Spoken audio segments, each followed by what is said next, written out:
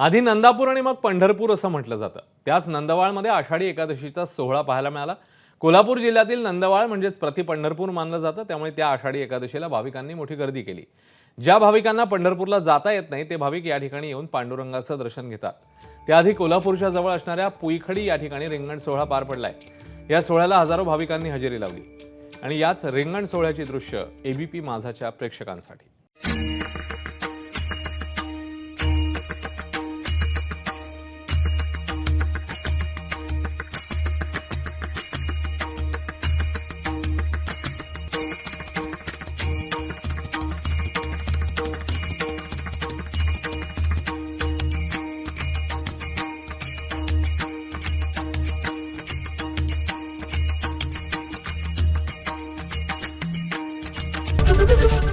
ABP माझा, उघडा डोळे बघा नीट।